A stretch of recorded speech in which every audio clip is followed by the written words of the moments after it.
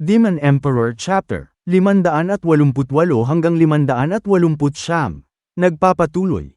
Stewardess Chupa, narinig kong sinanay mo si Yuer na batang Blondie sa loob ng 3 buwan dahil gusto mong ipatira sa kanya si Humier single mom. Tama ka dyan sa narinig mong Marites. At kung walang masamang mangyayari, sigurado ako na naglalaban na sila ngayon. Pero bakit wala lang sa iyo ang kanilang laban? Hindi ba dapat nanonood ka sa laban nila?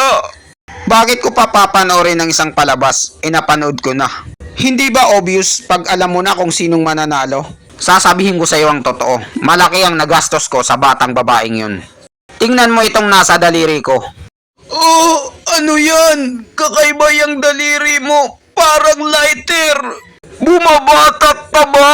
Hindi gago. Isa akong doktor. At sa mga nakalipas na travels ko sa iba't ibang bansa, nahanap ko ang apoy na to. Ang apoy na to ay kayang protektahan ang iyong kaluluwa. At pwede ring masaktan ang iyong kaluluwa. Gamit ito, gumawa ako ng kapareho ng Solvade. Azuribade ang tawag o mas kilalang Snowbear. Ano? Stewardess Chupa! Kaya mong gumawa ng 9 na gradong spiritual na sandata? Hindi lang yun ang mga ginawa ko. Marami pa akong ibinigay sa kanya. Isang pananggalang at isang sandata. 8 gradong masamang kagamitan. Ang dragon ni Reka na pananggalang na si Madoka. At 8 grado, maitim na buwan ng hulugan na kutsilyo. Hindi ako makapaniwala. Isa kang 9 na gradong panday at 10 gradong doktor. At hindi ko pa nasasabi ang iyong pambihirang lakas at kapangyarihan. Sobrang lakas mo, Pet Malu. Stewardess Chupa, mas maganda siguro na ikaw na lang ang tumira kay Humier single mom. Bakit hinayaan mo pa ang isang batang paslit ang gumawa nito? Ha ha ha ha. Matandang ewan. Alam mo naman siguro kung anong kalakalan dito sa loob ng sekto. Mas malaki ang nalalaman mo kesa sa akin. Si Humier single mom ay isa lang siyang walang kwenta. Walang halaga kahit matanggal pa siya sa eksena. Kayang-kaya ko siyang patayin sa isang utot ko lang. Pero pinakawalan ko siya dahil para sa araw na ito. Kapag ang sikat na mag-aral sa loob ay natalo sa kamay ng isang mag-aral sa labas, ang buong sekto ay magugulat sa pagkabigla. Ang mga matatanda sa likod nila ay mapapahiya at wala nang may papakitang muka.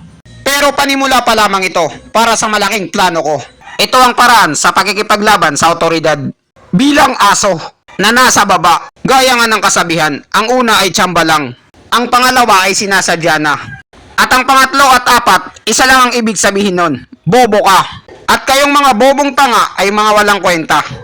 Kung ganun, babaliktarin mo ang matagal ng sistema sa sekto. Tama ka sa sinabi mo. Ang mga mag-aral sa loob, laging pinagtutuunan ng pansin. Dahil doon nang gagaling ang mga kapili-piling mag-aral. At ang mga matatanda naman at venerable, may kabahagi silang nakukuhang kayamanan na galing sa sekto. Pero paano sila makakakuha muli ng kayamanan? Kapag wala ng karapat-dapat na kapili-piling mag-aral na makukuha sa mga mag-aral sa loob. Ngayon naintindihan mo na, tanda, kung bakit hindi ako ang gumawa. Kung sakaling ako yon at nagtagumpay ako, gagawin lang nila akong tagapamahala sa loob ng sekto. At magiging walang kwenta ang lahat ng pinaghirapan ko. At magsisimula ulit ang korupsyon sa sekto. At magagaya ako sa kanila. At alam ko na hindi yun ang gustong mangyari sa akin ni si Huyu. Stewardess Chupa, hindi mo pwedeng basta-basta banggitin ang pangalan ng pinuno ng sekto.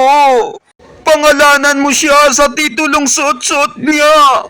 Bakit naman hindi? Tayo-tayo lang naman dito na magkakaibigan eh. At saka si Huyu, kailangan niya ako para mapatalsik sila. Kaya baliwala lang sa kanya ang mga ganitong bagay. Sa mga salitang nabanggit mo, ibig bang sabihin ay marami ka pang tuturuan ng mga tao? Kung ganun, marami pa palang darating. At ang susunod niyan ay wala nang kapili-pili na manggagaling sa loob ng sekto. Pero galing sa iyo, Stewardess Chupa, na sinabi mong pagtuturo. Kapareho pala yan ng isasako mo lahat ang mga mag-aaral sa loob. Pero malaki ang gagastusin mo sa plano mong ito. Stewardess Chupa, ang plano mo ay solid. Pero napag-isip-isip mo ba kung ano ang magiging kahinatnan nito? ang paghamon sa kanila. Ano pa ba ang mangyayari? Kapag nanalo sila, magiging sikat sila. At magiging mag-aaral sila sa loob. At hindi magtatagal, magiging kapili-pili silang mag-aaral. At kakainggitan ng lahat. Talaga bang yan ang iniisip mo? Oo naman, matandang ewan. Ano pa ba? Tama talaga ang kasabihan. Ang mga matatanda ay maraming nalalaman. Hindi na ako magtataka. Magsisimula ito kay UR na Batang Blandy. Wala ni isa sa kanila ang magkakaroon ng peace of mind sa loob ng sekto. Stewardess Chupa, ang puso mo ay parang salamin. Pinapasok kahit saan. Ang ibig sabihin yan ay maraming batang magdudusa sa kamay mo. Isang maliit na kasamaan lang yan para sa malaking kabutihan. Minsan kailangan nating magsakripisyo ng maliliit na bagay para makakuha ng malaking pabuya. Ang mga sundalo ay kailangan gamitin sa gera at itapon. Ngayong oras na to ay gumamit ako ng isa para subukan sila. At alam kong hindi na yan makakabalik. At alam mo na wala pang bumabalik na nakasangla na. Hanggat hindi mo tinutubos, ang magagawa lang nila ay umabante ng umabante hanggang matapos na ang Judith. At hindi na sila matutubos sa kampo ng kalaban. Sa loob ng sekto. At sila na ang bahala at may hawak sa kanilang mga kamay. Binigyan ko lang sila ng konting panulak na kailangan nila para makabante. Bahala na si Huyo kung paano niya ito gagamitin. At makabalik sa kanya ang pagkontrol sa loob ng sekto. Hay nako, nakasangla. Pero kahit ganun pa man, mga tao sila na inalagaan mo at pinalaki gamit ang sarili mong pawis. Kahit mga kasangkapan lang sila para sa'yo at basta-basta mo na lang itatapon. Malaking kawalan pa rin yun sa'yo. Stewardess Chupa, wala ka bang balak na pabalikin sila? Tubusin sa sanglaan? Never, never kong gagawin yan over my dead body. Bakit hindi? Pwede silang maging kamay at paa mo rito sa opisina ng trabahador. At kapag naging isa ka ng tagapamahala o di kaya matanda, makakagawa ka na ng sarili mong group chat. Kapag sinali mo na sila, mas lalong magiging maganda ang resulta. Hindi ko na kailangan ng mga ganon dahil isa akong introvert. Matandang ewan, lahat tayo dito ay mga lalaki na may mga karanasan na sa buhay. Ang pagtingin natin ay malayo at diretso. Masyado pa silang mga baguhan. Hindi pa nila alam ang ibig sabihin ng isang biyayang natatakpan. Ang pananamantala sa kanila. Pababalikin natin sila kapag nanalo sila. Isa lang ang magiging kahinatnan nun. Magkakaroon sila ng galit sa akin na hanggang buto. Kaya ba't ka pa mag-aaksaya ng oras? Yan ang dahilan mo kaya wala kang pakialam sa sekto. Hindi ka nagsusumikap para ito ay umusbong. Kapareho lang kayo ni Huyo. Isang bagay lang ang nasa utak niyo. Sayang ang talento niyo at pagiging matalino. Dahil hindi niyo ginagamit sa sekto. Isa kayong malaking kawalan sa sekto. Stewardess Chupa, nandyan ka ba? Sumabot ka! Nakita mo na, si Kuya lang na may team na kalbo ay nandito na agad. Ang pagkapanalo ni UR na Batang Blandy ay isang libreng palabas lamang. Kahit magpustahan pa tayo, dala-dala niya rito ang kanyang anak. Stewardess Chupa, tama ka na. May tama ka. Ha ha ha ha ha.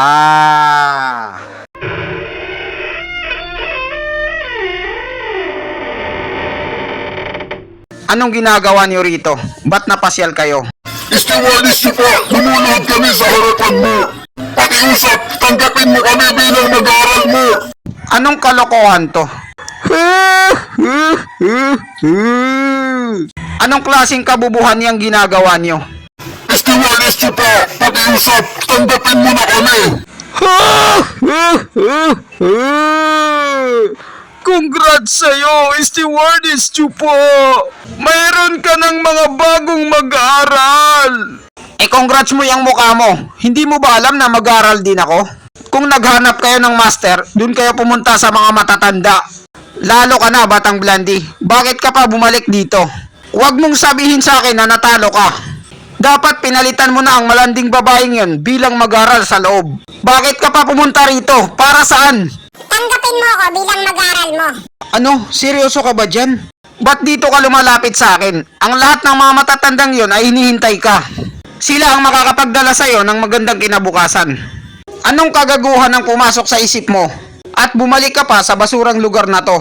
Para sa akin, Kapag ikaw ang nagturo sa akin, mas lalo akong lalakas kaysa sa kanila.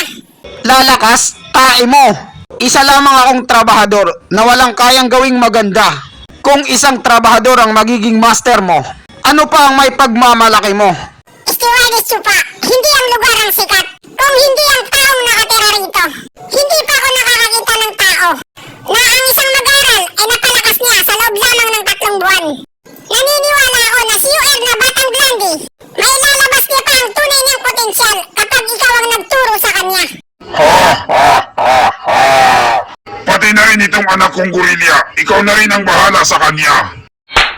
Uroy, grabe ka naman, Papa. Umaasa akong maabutan niya ang kanyang ate. Malaking problema to. Ayaw nilang makinig sa akin. Siguraduhin niyo lang na hindi kayo magrereklamo mamaya. Wala kayong mapapala dito sa opisina ng trabahador. Wala akong kayamanan o di kaya mga gamot na maibibigay sa inyo. Sa tingin niyo, gaano kaya kalayo ang mararating nila dito sa opisina ng trabahador?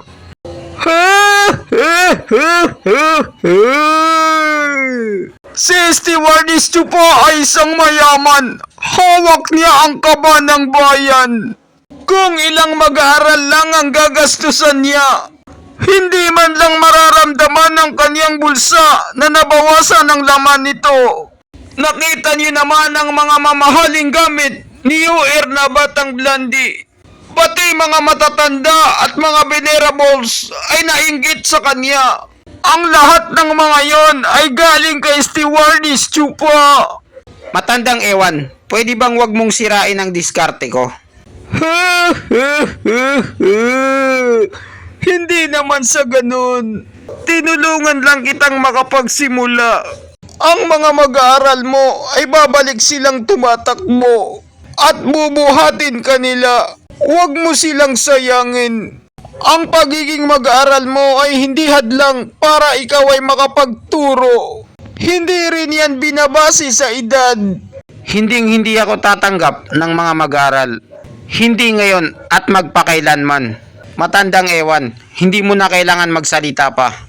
At ikaw, gorilyang koigang, kung gusto mong maging kagaya ni UR na Batang Blondie, pwede kitang turuan sa loob ng 3 buwan. Pero yun lang yun. Bahala ka kung tatanggapin mo o hindi. Stewardess Chupa, si UR na Batang Blondie, tumanggi siya maging mag-aaral sa loob. At pinili niyang bumalik dito para makasama ka. Masyado mo siyang pinarusahan dahil binasted mo siya. Iyan ang pinili niyang landas. Wala rin akong pakialam dahil hindi ko na problema yon. Hays, kawawa naman si Batang Blondie. Hindi siya tinanggap ni Chupa. Maghintay muna kayo rito. Kakausapin ko siya. Hindi ito tungkol sa iyong karangalan. Tungkol ito sa sekto. Bakit kaya ang pagiging mag-aaral ni Chupa ay kasama sa disenyo ng sekto? Stewardess Chupa, mag-usap nga tayo. Bakit parang malungkot ka ngayon? Hindi ako malungkot. May kinikimkim ka bang sama ng loob? Mas lalong wala. Sabi ko na nga boy, may kinikimkim kang sama ng loob. Sinabi ko nang wala eh. Kung ganun, bakit ayaw mo silang tanggapin? Tapos pinapakita mo na ayaw mo sa kanila. At pabago-bago ang isip mo. Kakaiba kasi akong tao. Special child. Matagal na akong namuhay dito sa mundo.